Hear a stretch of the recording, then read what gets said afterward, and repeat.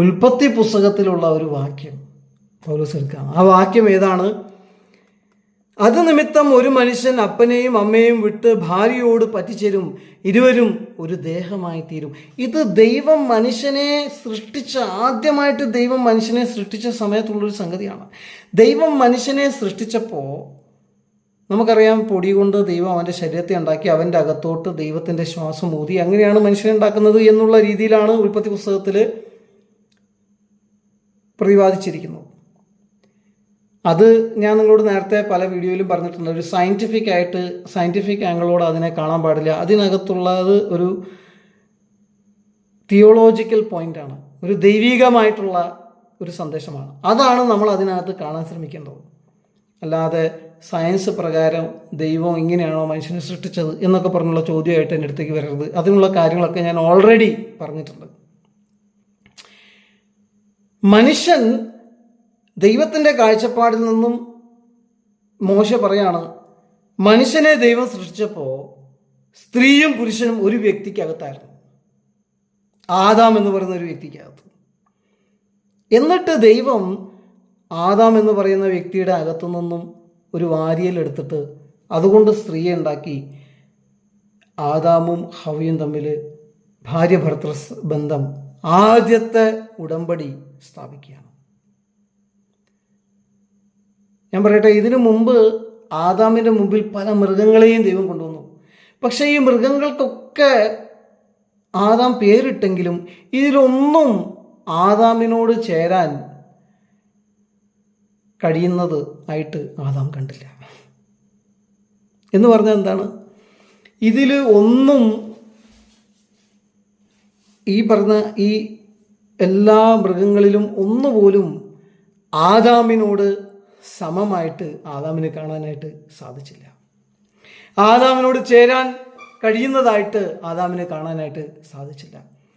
നമുക്കറിയാം, വിറ്റാക്കർ എന്ന് പറയുന്ന വ്യക്തി കിങ്ഡം ആനിവാലിയെ അതിനകത്തുള്ള ടാക്സോണമിയൊക്കെ പറയുന്നത് നമുക്കറിയാം. Kingdom, plan kingdom, animal kingdom, അതിൻ്റെ ഒരു ടാക്സോണമി വിറ്റാക്കർ ഉണ്ടാക്കിയത്. അത് നമ്മൾ ഈ PDC-യിൽ കുറേ കൊല്ലം മുമ്പ് 11th സ്റ്റാൻഡേർഡിൽ പഠിക്കുന്ന സമയത്ത് പഠിച്ചിട്ടുണ്ട്. ആ ടാക്സോണമിയേക്കാളും ആഴമേറിയ ഘനമേറിയ ഒരു റെക്കോർഡും ഇല്ലെങ്കിലും ഇന്നും എന്താ പറയുന്ന നിലനിൽക്കുന്ന രീതിയിലുള്ള ഒരു ടാക്സോണമിയാണ് അന്ന് ആദാം ഉണ്ടാക്കുന്നത്. എല്ലാ ആനിമൽസിനും, ബേർഡ്സിനും, എല്ലാ ജീവജാലങ്ങൾക്കും ആദാം പേരിട്ടു.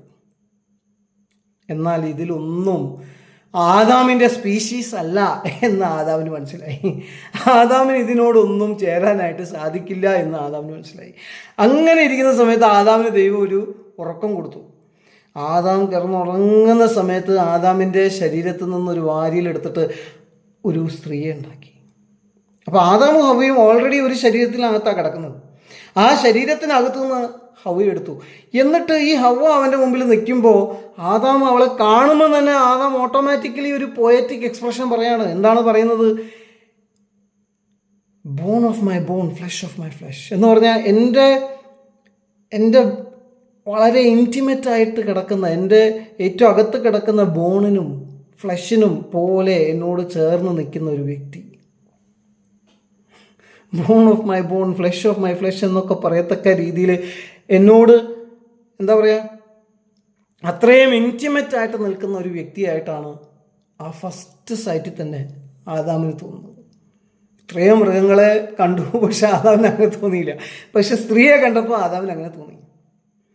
എന്നിട്ട് അവർ രണ്ടുപേരും ചേർന്നു.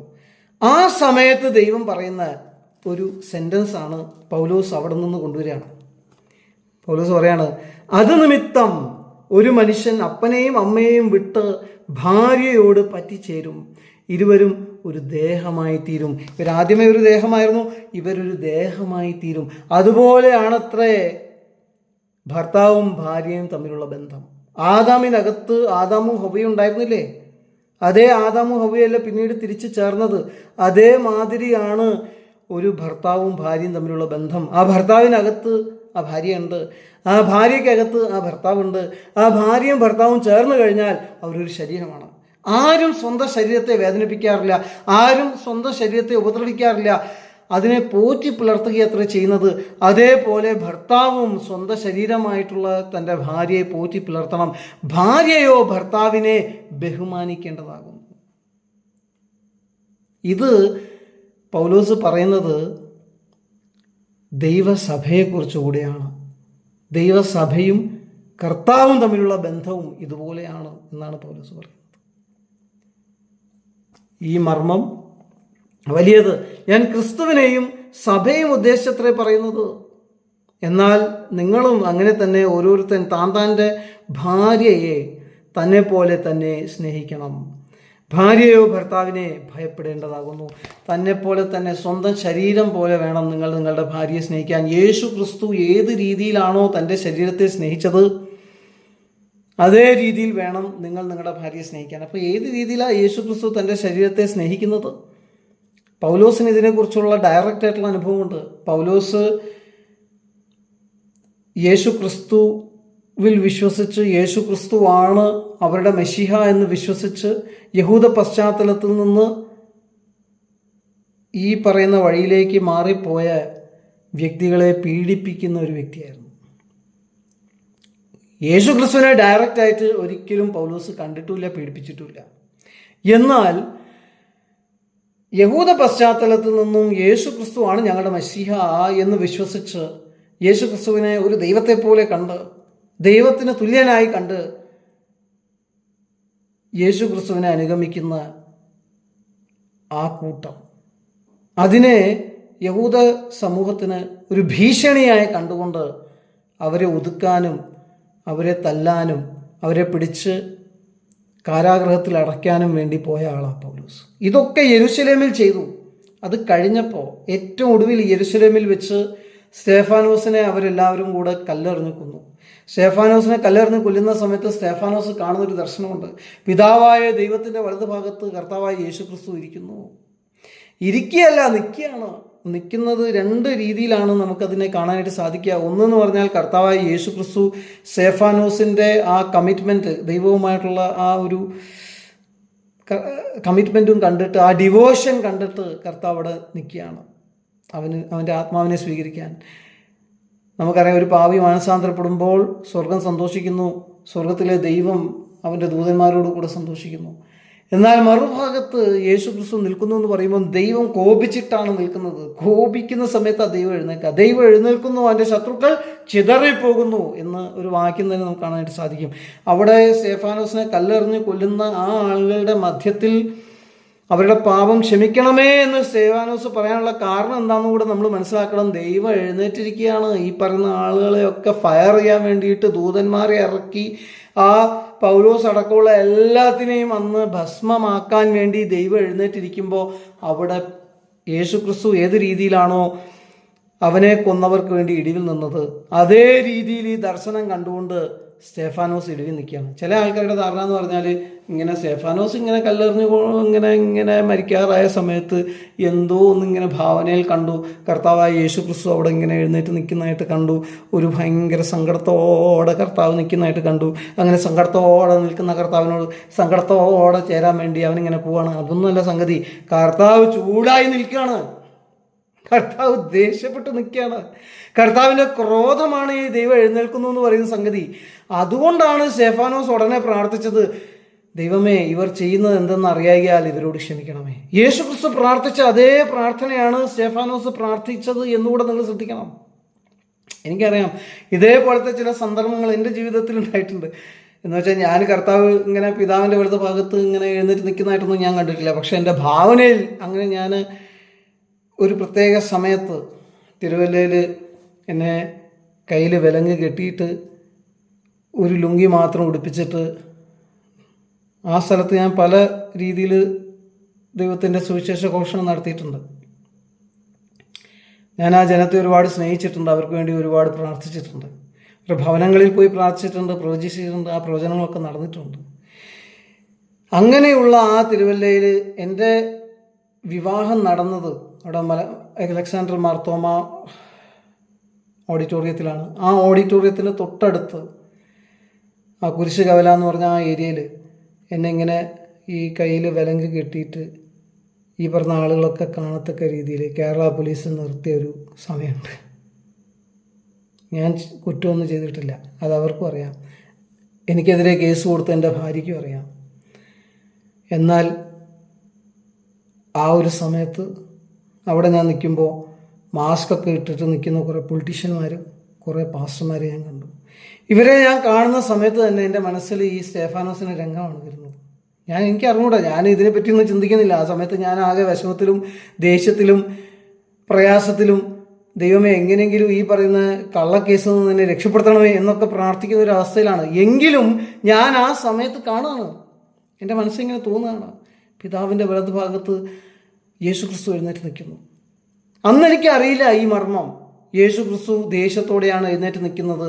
അവരെ ഉപദ്രവിക്കാൻ വേണ്ടി യേശു വരുന്നു. അത് കണ്ടിട്ടാണ് സ്റ്റെഫാനോസ്, ദൈവമേ ഇവർ ചെയ്യുന്നത് എന്തെന്ന് ഇവരറിയായാൽ ഇവരോട് ക്ഷമിക്കണമേ എന്ന് പ്രാർത്ഥിക്കുന്നത്. യേശു ക്രിസ്തു കാൽവരി ക്രൂശിൽ തകർക്കപ്പെടുന്ന സമയത്തും ദൈവകോപം വന്നിരിക്കുകയാണ്. ഭൂമി കുലുങ്ങുന്നു, സൂര്യൻ അവൻ്റെ തേജസ് കൊടുക്കാതിരിക്കുന്നു. ആകെ ഭയത്തിൻ്റെ ഒരു ഭയാനകമായ ഒരു അന്തരീക്ഷം. അത് ദൈവകോപത്തിൻ്റെ അടയാളമാണെന്ന് ആ സമയത്ത് എനിക്കറിയില്ല. ആ മർമ്മം എനിക്ക് പിന്നീടാണ് മനസ്സിലായത്. പക്ഷേ ഞാൻ അവിടെ നിൽക്കുന്ന സമയത്ത് ഞാൻ അതുവരെ വിചാരിച്ച എന്താണെന്ന് വെച്ചാൽ, ഇപ്പോൾ യേശു ക്രിസ്തുവിൻ്റെ മുകളിൽ പാപമൊക്കെ ഇട്ടപ്പോൾ ദൈവത്തിന് പിന്നെ നോക്കാൻ പറ്റാത്തൊരവസ്ഥയായിരിക്കും എന്നൊക്കെയാണ് ഞാൻ ഈ പാസ്റ്റർമാരൊക്കെ പറയുന്നത് കേട്ട് വിശ്വസിച്ചത്. പക്ഷേ ഇത് വീണ്ടും വീണ്ടും നമ്മൾ പഠിച്ചുകൊണ്ടിരിക്കുകയല്ലേ. ആ പഠിക്കുമ്പോഴാണല്ലോ നമുക്കിതിൻ്റെ ആഴങ്ങൾ ദൈവം വെളിപ്പെടുത്തി തരുന്നത്. ആ സമയത്ത് ഈ പറയുന്ന കോൺഗ്രസിൻ്റെയും കമ്മ്യൂണിസ്റ്റിൻ്റെയും പൊളിറ്റീഷ്യന്മാരും അവിടുത്തെ പാസ്റ്റർമാരും എന്നെ നോക്കിക്കൊണ്ടിരിക്കും. ഇവരുടെ മുഖമൊക്കെ എനിക്ക് തിരിച്ചറിയാൻ പറ്റുന്നുണ്ട്. അവരുടെ വിചാരം ഒരു മാസ്ക് ഇട്ടുകൊണ്ട് അവരെ എനിക്ക് തിരിച്ചറിയാൻ പറ്റില്ല. എൻ്റെ മനസ്സിൽ ഈ പ്രാർത്ഥന വരികയാണ്, പിതാവേ ഇവർ ചെയ്യുന്നത് എന്തെന്ന് അറിയാൻ ഇവരോട് ക്ഷമിക്കണം. ഞാൻ കരുതിക്കൂട്ടി പ്രാർത്ഥിച്ചല്ല കേട്ടോ, ഓട്ടോമാറ്റിക്കലായിട്ട് വന്നതാണ്. ഞാൻ ഇവർക്ക് വേണ്ടി പ്രാർത്ഥിക്കണം ഉദ്ദേശിച്ചിട്ടേ ഇല്ല. എനിക്ക് ആ സമയത്ത് ഇവർ നശിച്ചു പോകണമെന്നുള്ള ആഗ്രഹം. സത്യം പറഞ്ഞാൽ ഒരു മനുഷ്യനാണ്, ഞാനൊരു സാധാരണ മനുഷ്യനാണ്. എന്നെ ഇങ്ങനൊരു രീതിയിൽ പീഡിപ്പിച്ചല്ലോ എന്നൊക്കെയാണ് ഞാൻ ചിന്തിക്കുന്നത്. പക്ഷെ ആ സമയത്ത് എൻ്റെ മനസ്സിൽ ഞാൻ കാണുകയാണ്, പിതാവായ ദൈവത്തിൻ്റെ വലത്ത് ഭാഗത്ത് യേശു ക്രിസ്തു എന്നിട്ട് നിൽക്കും. ദൈവത്തിൻ്റെ ക്രോധമാണത്. ദൈവം കോപിച്ച് നിൽക്കുകയാണ്. ദൈവം ഇവരെ അറ്റാക്ക് ചെയ്യും, ദൈവം ഇവരെ അടിക്കും. പക്ഷെ എൻ്റെ മനസ്സിൽ പരിശുദ്ധാത്മാവ് പ്രാർത്ഥന തരികയാണ്. സ്തെഫാനോസിൻ്റെ പ്രാർത്ഥന, യേശു ക്രിസ്തുവിൻ്റെ പ്രാർത്ഥന, പിതാവേ ഇവർ ചെയ്യുന്നത് എന്തെന്ന് അറിയാൽ ഇവരോട് ക്ഷമിക്കണം. ഇവർ ചെയ്യുന്നത് എന്തെന്ന് അറിയാന്നൊക്കെ ഞാൻ പിന്നെ ജയിലിൽ പോയ സമയത്ത് ഞാൻ ചിന്തിച്ചു, ഇവർ ചെയ്യുന്നത് എന്തെന്ന് അറിയാലോ, ഇവർക്ക് എല്ലാവർക്കും അറിയാലോ. പക്ഷെ പിന്നീടാണ് എനിക്ക് മനസ്സിലായത്, ഇവർക്ക് അറിഞ്ഞൂടാ ഞാൻ ആരാണെന്ന്. ഇവരുടെ വിചാരം ഞാൻ ഏതോ സംഘപരിവാറിൻ്റെ ഏതോ എന്താ പറയുന്ന പൈശാചിക ശക്തികളാൽ നയിക്കപ്പെടുന്ന ഏതോ ഒരു വ്യക്തിയാണെന്ന് ഇവരുടെ വിചാരം.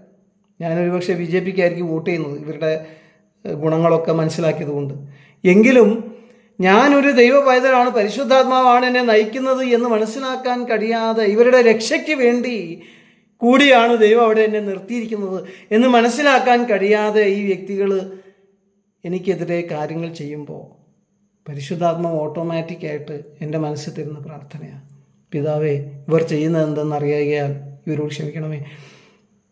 ഇവരുടെ ഉദ്ദേശങ്ങളും അന്നത്തെ സാഹചര്യങ്ങളും അതിൻ്റെ വിശദാംശങ്ങളൊക്കെ പിന്നീടാണ് എനിക്ക് കത്തിയത്. പിന്നീടാണ് എനിക്ക് മനസ്സിലായത്, ഈ ട്യൂബ്ലൈറ്റ് മാതിരിയാണ്. എനിക്ക് പെട്ടെന്ന് ആ സമയത്ത് ഒന്നും മനസ്സിലായില്ല, ഞാനാകെ ഭയപ്പെട്ട് ഇരിക്കുകയാണ്. പക്ഷെ പിന്നീടാണ് ദൈവവചനം വായിച്ചുകൊണ്ട് പ്രാർത്ഥിച്ചുകൊണ്ട് കണ്ണുനീരോടെ പ്രാർത്ഥിച്ചുകൊണ്ടിരുന്ന സമയങ്ങളിലാണ് ദൈവം എനിക്ക് മനസ്സിലാക്കി തന്നത്, ദൈവം ഇവരോട് ശക്തമായിട്ട് കോപിച്ചിരിക്കുക. പക്ഷേ ഇവരെ രക്ഷിക്കാനും ഇവർക്ക് അനുകൂലമായിട്ട് ഇന്ന് വരെ കോൺഗ്രസിന് വേണ്ടി മാത്രമേ വോട്ട് ചെയ്തിട്ടുള്ളൂ. അങ്ങനെ ഒരു വ്യക്തിയെ കരുതി കൂട്ടി കള്ളക്കേസിൽ കുടുക്കി അവൻ്റെ ജീവിതം നശിപ്പിച്ചു, അവൻ്റെ പഠനം നശിപ്പിച്ചു, അവൻ്റെ കുടുംബജീവിതം നശിപ്പിച്ചു, അവൻ്റെ കുട്ടിയെ 5 കൊല്ലമായിട്ട് കാണാൻ സമ്മതിച്ചില്ല. ഇതുപോലെയുള്ള അപരാധങ്ങൾ ഇവർ ചെയ്യുമ്പോഴും ഇവരെ സ്നേഹിക്കുന്ന ദൈവം, അപ്പോഴും ഇവരെ സ്നേഹിക്കുന്ന ദൈവം, ആ ദൈവത്തിൻ്റെ വലിപ്പം ഞാൻ ഓർത്തപ്പോൾ ഞാൻ ചിന്തിച്ചു, ദൈവമേ എന്തൊരു ദൈവമാണ് നീ. ഞാനൊരു ദൈവദാസനാണ്, പക്ഷേ ഞാനൊരു ഹൈന്ദവ പശ്ചാത്തലത്തിൽ നിന്നും ഒറ്റയ്ക്ക് വിശ്വാസത്തിൽ വന്ന വ്യക്തിയാണ്. ഒരുപാട് കഷ്ടങ്ങൾ സഹിച്ചു ഈ വന്ന സമയത്ത്, അതൊക്കെ നിങ്ങൾക്ക് വേറെ വീഡിയോയിൽ കേൾക്കാനായിട്ട് സാധിക്കും. അത് കഴിഞ്ഞ് ക്രിസ്ത്യാനികളിൽ നിന്നും ഒരുപാട് പീഡനം സഹിച്ചു. ആ പീഡനത്തിൻ്റെ ആ മൂർധന്യ അവസ്ഥയിൽ നിൽക്കുന്ന സമയമാണ് എന്നെ അവിടെ അവർ നിർത്തിയിരിക്കുന്ന സമയം. ആ നിർത്തിയിരിക്കുന്ന ആ സമയത്താണ്